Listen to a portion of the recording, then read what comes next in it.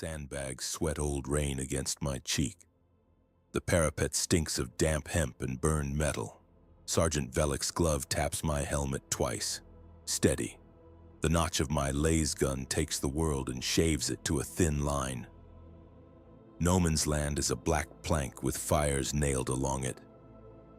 Something like a banner shivers far out, a crooked star scratched on red. The Vox coughs and clears its throat. Hold the line. My ribs answer before I do. Minutes peel from the sky like scabs. In the wind slides smoke across us until everything is one color. We wet lips, check packs, fix blades, wait. I count charges by touch because the numbers on the packed doors have worn off. 5 full, 1 half warm, 1 that rattles wrong. I seat the half warm in the well to start. It makes sense to spend the crooked first.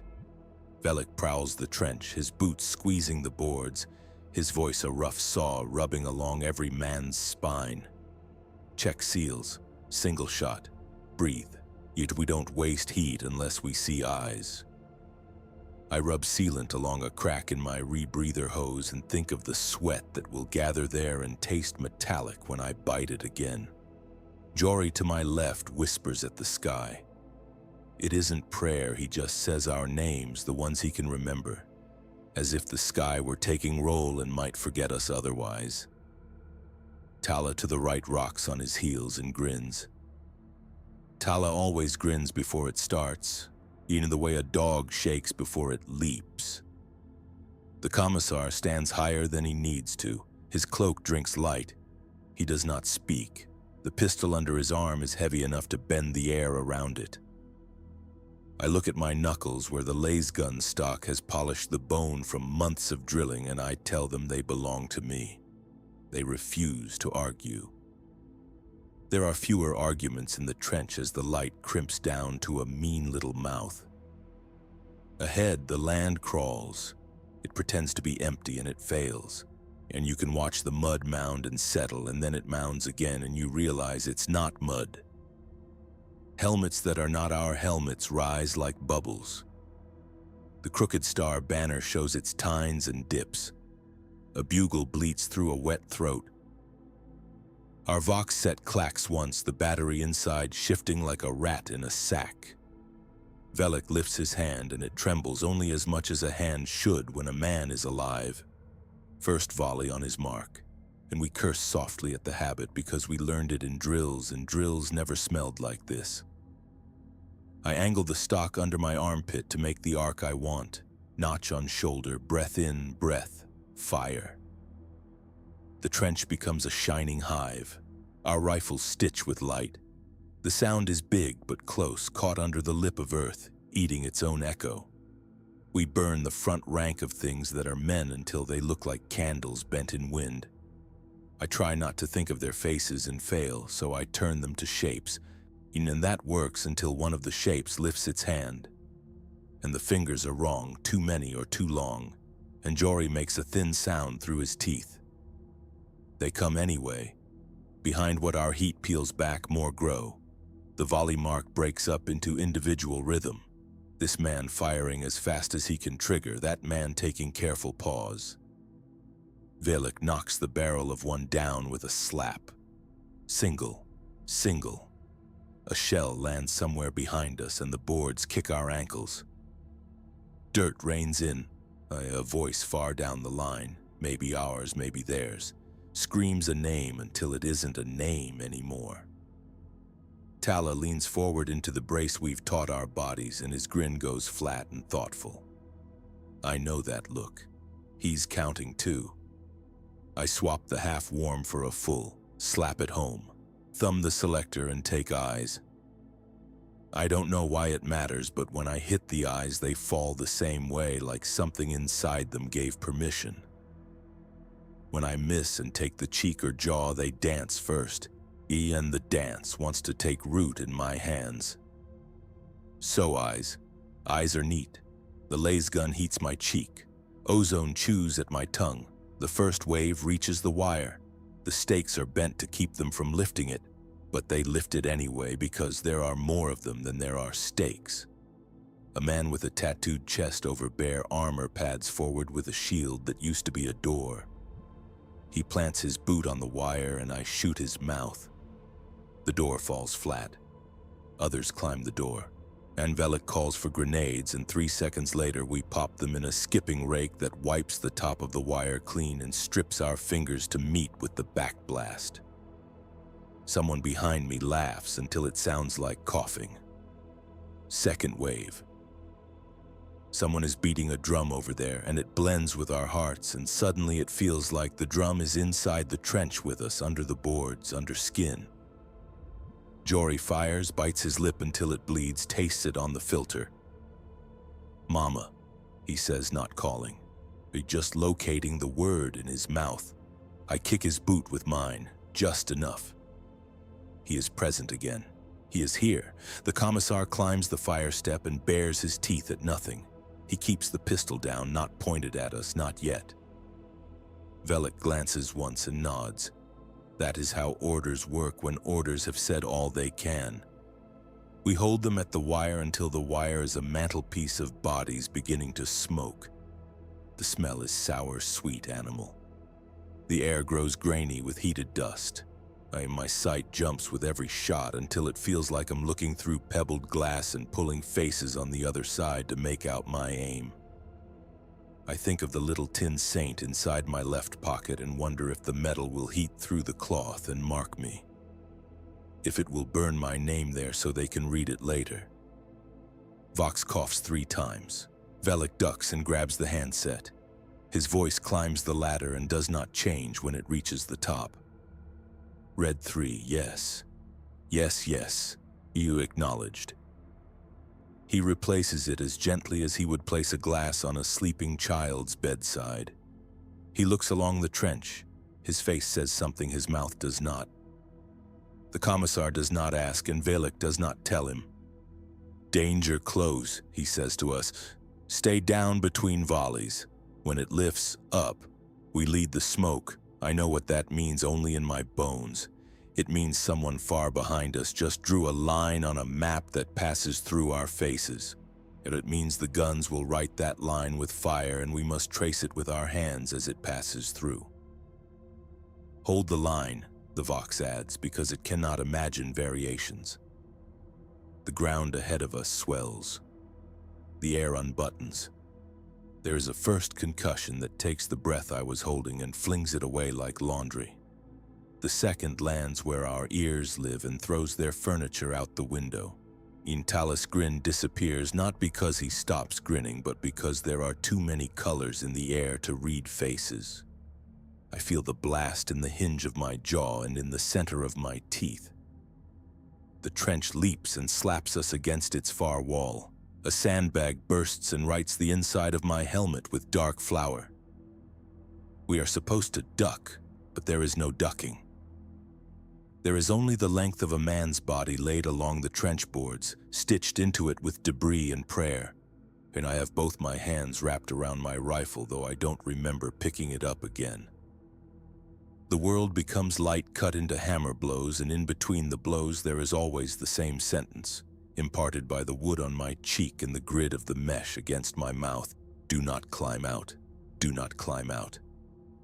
The shell that matters lands in us.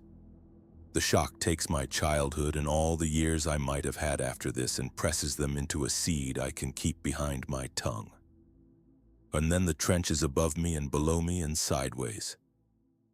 I taste pennies, then silt. My ears ring in a straight line with no place to stop. Hands grab my back and push, maybe living hands. Maybe the trench is deciding to own me fully and doesn't want to share. I come up with half my body outside the boards, my knees in mud filled with warm things, my helmet gone. Jory is under my shoulder. I think something with fingers claws at my jacket with a greedy patience. There is a hole where Tala was. Not a hole, an arrangement of parts that is too honest to look at. His right hand still holds the pin of his last grenade like a beatitude. Velik is shouting, but the words reach me like flags waved from very far away. The commissar is on one knee with dust stuck to his lips. His cloak has been shredded into a beard of threads that brush the boards when he turns. Shock, they taught us, makes time generous. They lied. Time here is exact and stingy. Questions cost, and the only answer is whether I am on the line or not. I drag myself to the step, shove my boot heel into a notch that was there a moment before, and the notch holds. The smoke lifts in a sheet. The world beyond it pauses, surprised we are still here to see it. We are. Not all. Enough. Velik's eyes are full of charcoal. He slaps my shoulder and points my barrel outward like a father turning a child's head toward a street before crossing. Up, he mouths, and because I can read that, I rise. The enemy is closer. The artillery has churned them but not erased them, as if drawing with nails on a scab. Their drummer is gone, and the drum rolls on the ground by itself, thrum-thrum like a heart dragged behind livestock. The Crooked Star banner sags. The man holding it looks tired and very comfortable with his tiredness. He comes on, immune to the idea of ends. We fire, my rifle's charge, light blinks its pale apology. Single, single. Joris shots strobe the wire. A man in a hood stands up from behind a mound of corpses and points something that glows with a clotted light. The loss on him splashes and runs off as if sloughing rain. He gestures and the wire twists like gut. The commissar shoots him through the throat. The hoodman drops without belief. Our trench is no longer a straight thing, it curves around its own wounds. Men from the next squad over spill into us, faces white except for the soot stuck in eye corners, and they bring with them their dead because there is nowhere to set anything down. One of them pulls a compact blade and saws a ruined arm off a plank to lay a machine gun. He apologizes to the arm as he works. He kisses the stump when he is done. A heavy weapon coughs to our left. It coughs again, happy to be itself. Hold the line, the Vox insists, the cable running taut along the trench top like a vein trying to climb free of the body. Velik grips it and yanks it lower, binds it under two sandbags. He murmurs without words, patting it as if it might feel better for the attention.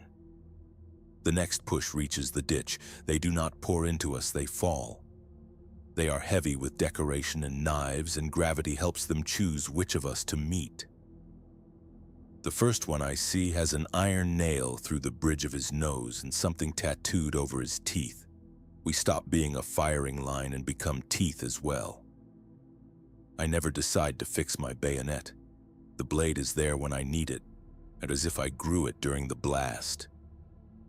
The first throat I take is webbed with old scars. The skin parts without arguing. The man breathes on my cheek and it smells like he chewed old incense. His blood is thin and fast. It runs down my knuckles wet and warm, which surprises me. The rest of the world is so hot it should have baked it to lacquer. Jory cries openly now, but he does not stop.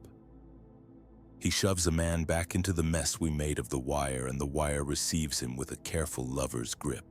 And the man bites Joris' thumb as he goes and takes it away as a memento. Jory looks at the hole where his thumb used to stand and screams until he laughs.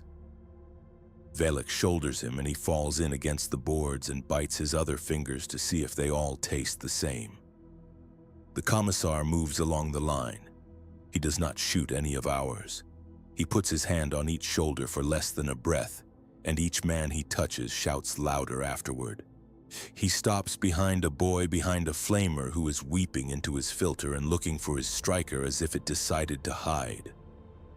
The commissar draws a match from his inner pocket, strikes it on his own belt buckle, and leans in to light the pilot with the calm of a father at a winter stove.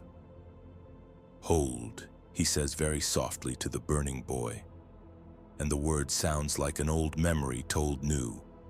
We hold. Bodies must go somewhere. We become their place.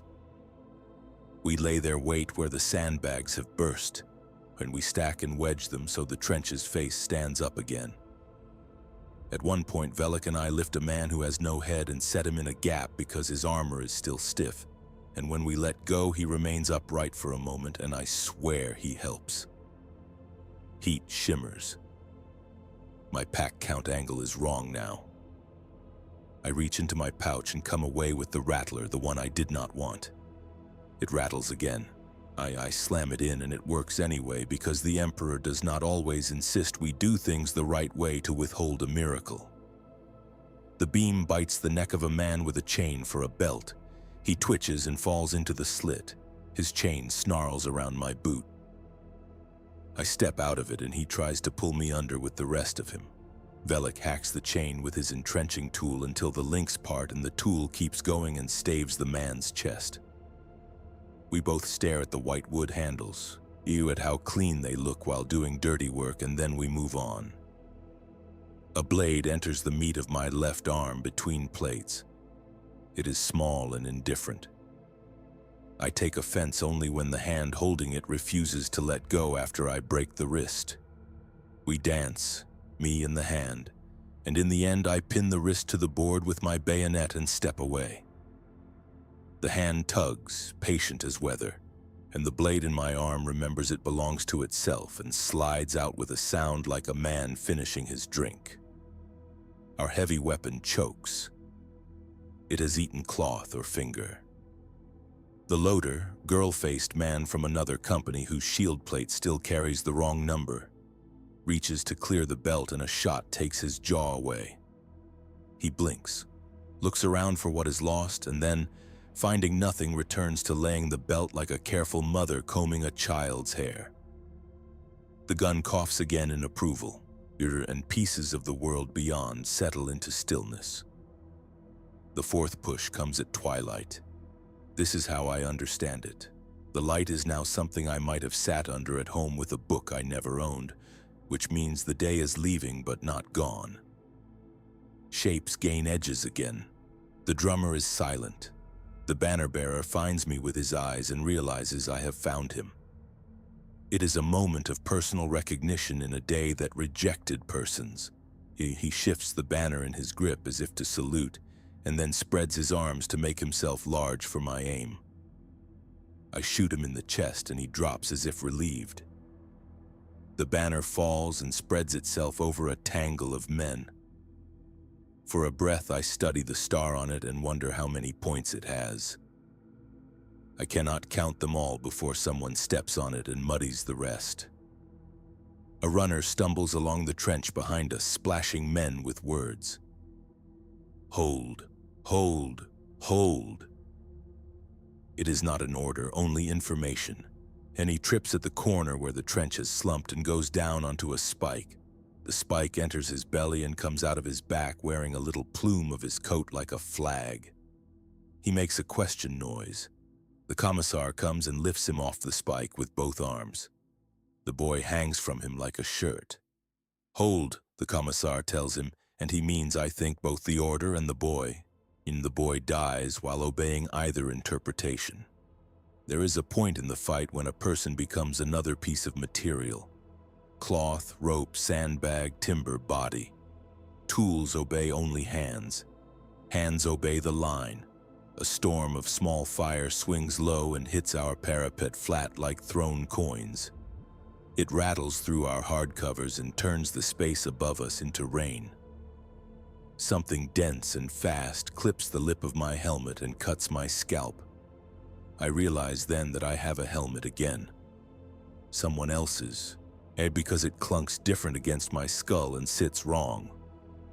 I cinch the strap with my teeth. The chin strap tastes of someone who chewed it earlier to keep from screaming. Velik taps my shoulder and points to the broken corner. They'll come there next. He hands me the entrenching tool with dried meat on it and takes my bayonet off the barrel in the same motion.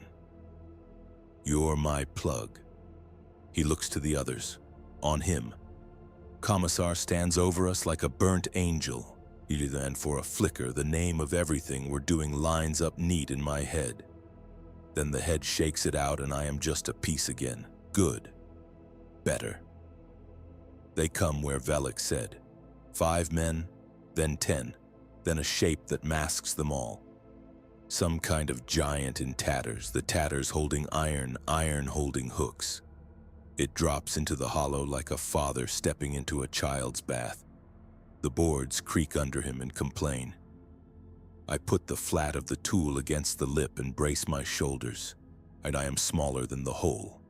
The first man into the gap meets the tool's edge when he tries to climb, and I knock him down not because I am strong, but because he needed help falling. He grabs my wrist as he goes, and I feel the dry grit of his palm. The second gets past. Velik drives my bayonet up through his throat, and I feel the push traveling through the shared metal like a cough up the spine. The giant comes. We all lean. He is a walking star of hooks, and he catches the trench edges with them and holds himself there, and for a moment he is a door stopped half open. He leans on us. The weight of him makes my teeth hum. The tools handle bows against my forearms. I ask my bones what they want to be remembered for, if remembered is a thing that exists. They accept the joke without smiling and hold. The giant laughs. It is not mockery. It is a noise made by a man who has found the thing he has looked for since waking and wants to greet it properly. He pushes, boards shriek and crack. The corner gives a sigh.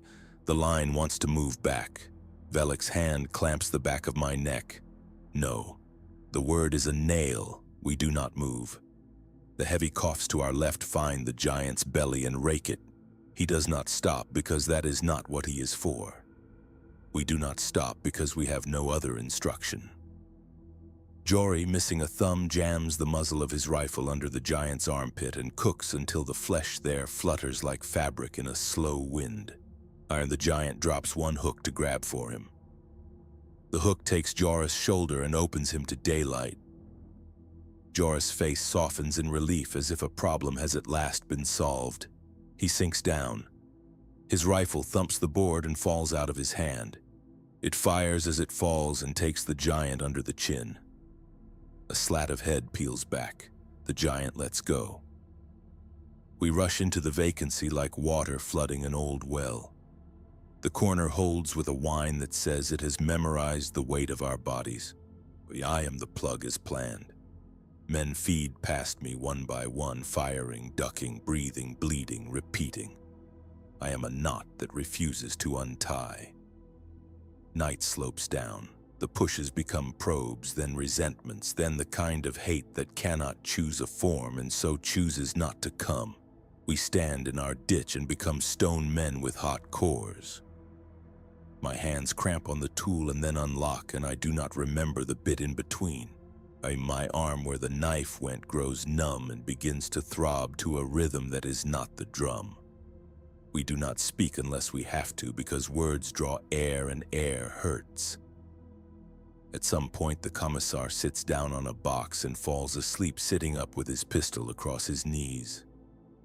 He snores like any other exhausted man, and that is the strangest miracle of the day. Velik leans his helmet against mine for a heartbeat.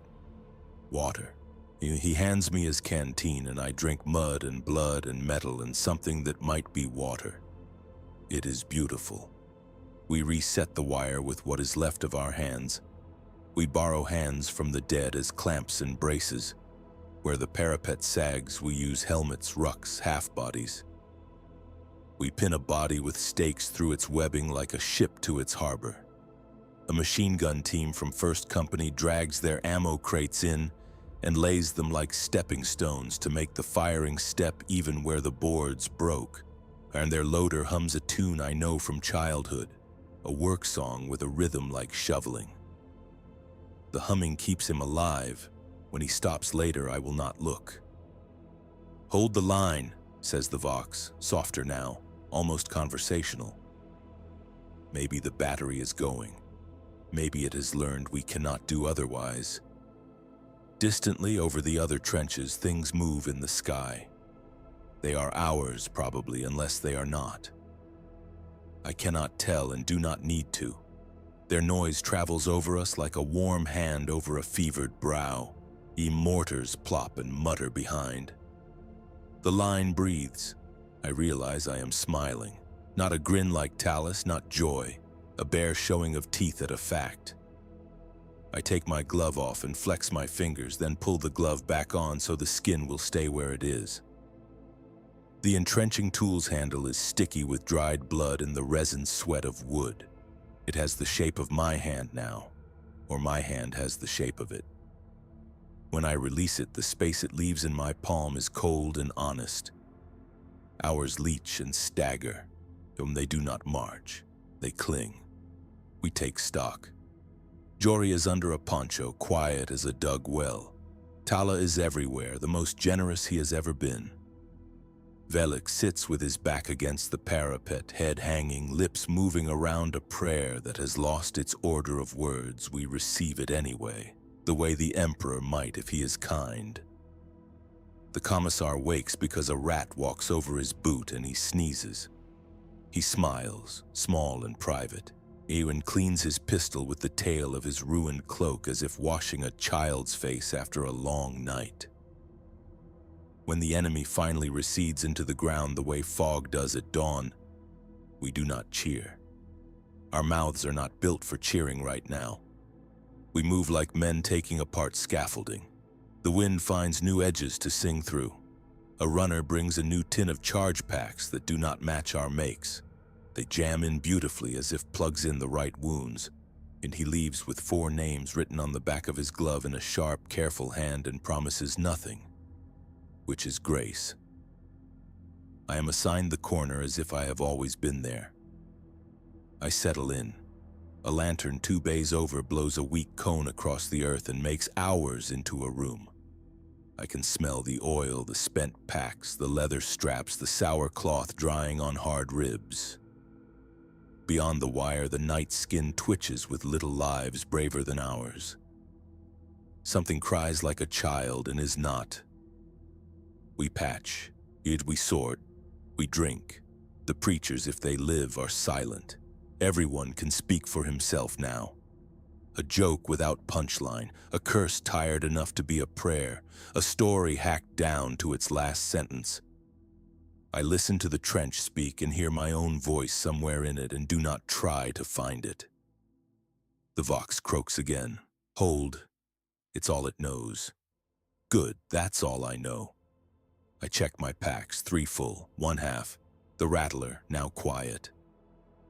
I seat the rattler anyway. I like the feel of it nestling home, and the charge light blinks green with a courtesy I cannot bear. I set my cheek to the stock once more and fit my shoulder into the place the wood has polished for me. I line up a sight on the empty dark. I tell my hands who they belong to. They nod and do not argue. Beside me, the entrenching tool waits, its edge dark with time. I run my thumb along the nick where it caught a hook and taste iron where the cut opens again.